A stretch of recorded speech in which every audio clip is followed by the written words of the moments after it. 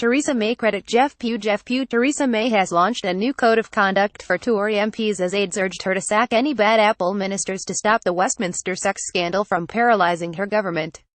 The news came as the Prime Minister released a new code of conduct for Tory MPs, officials and representatives, as she sought to get a grip on the party's response to the scandal. However, the Tory Code of Conduct was immediately criticised because it urges victims to make complaints to a party email or call phone a confidential hotline at Conservative's central office, which put off victims from calling. In contrast, Labour leader Jeremy Corbyn said he would hire an independent specialist organisation outside of the party to offer confidential advice and support to anyone affected by sexual harassment.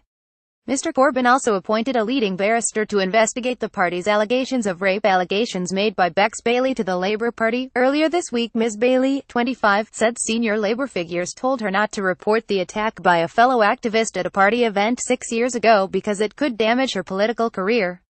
Mrs. May has been struggling to get ahead of the scandal, which has dominated Westminster all week.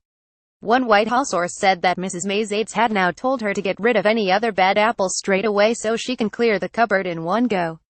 She has been warned that allowing the scandal to drag on for weeks would be far more damaging to the party than a purge of ministers and MPs deemed to be sex pests. Parliament has its autumn break next week, and Mrs. May's advisers are keen for the party to have a clean slate by the time MPs return on November 14. Damien Green credit Daniel Lealolivasafp inquiries continue into allegations against First Secretary of State Damien Green and International Trade Minister Mark Garnier. Other backbench Tory MPs such as Stephen Crabb, who have been caught up in the scandal, have not been suspended by the parliamentary party. The publication of the new code of conduct comes 2 days after Sir Michael Fallon quit as Defence Secretary after admitting his behaviour had fallen below the high standards required.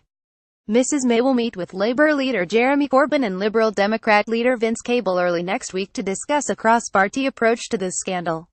Ahead of the meeting, she said the party would be immediately adopting the new code of conduct for its officials, MPs, MEPs and other elected politicians. In her letter, Mrs. May said there was a vital need to provide better support and protection for the thousands of staff working in Westminster and in constituency offices across the country and urged John Bercow, the Speaker, to coordinate a cross-party helpline for victims. She called on other leaders to help her deliver a serious, swift, cross-party response to the problem, which would allow complainants to take their concerns to a single body, regardless of the party of the alleged offender. Theresa May and Sir Michael Fallon credit Dominic Lipinski. The new Conservative Code of Conduct is due to be formally adopted at a meeting of the party's board at the end of November. However, it was criticised by Tory staffers because the hotline is a central office phone number while the email address is on the party's computer servers. The code also allows for the party's chairman to appoint a 3-strong panel which will examine the complaint and evidence gathered. This must include representation of both the voluntary and professional party alongside at least one independent person. If the complaint regards a member of parliament, the panel must include at least one person nominated by the chairman of the 1922 committee. Harassment is defined as any unwanted physical, verbal or non-verbal conduct that has the purpose or effect of violating a person's dignity or creating an intimidating, hostile, degrading, humiliating or offensive situation or environment for them. This can involve sexual conduct or actions and words relating to age, disability, gender reassignment, marital or civil partner status, pregnancy or maternity, race, color, nationality, ethnic or national origin, religion or belief, sex or sexual orientation. And the code states a single incident can amount to harassment. A parliamentary staffer told The Telegraph, overall it's welcome and a good thing, but I'm concerned about our ability to see a complaint through with anonymity. I fear people won't come forward because confidentiality is effectively removed at stage 1, when the MP is informed.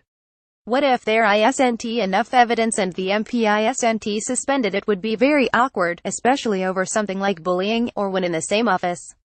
John Mann, the Labour MP who has campaigned to expose sexual harassment, said the lack of an independent helpline would stop victims coming forward. He said, "Same old problem. This will stop many people coming forward. It becomes you versus the party machine unless you go public. It is disturbingly out of touch. She must hear the same repeat names as the rest of us." A spokesman for Mrs. May said, "We need independent people on the panel. We are getting some outside help in terms of the phone number. Allegations can be made anonymously. The Prime Minister wants to set up a cross-party procedure. It will evolve.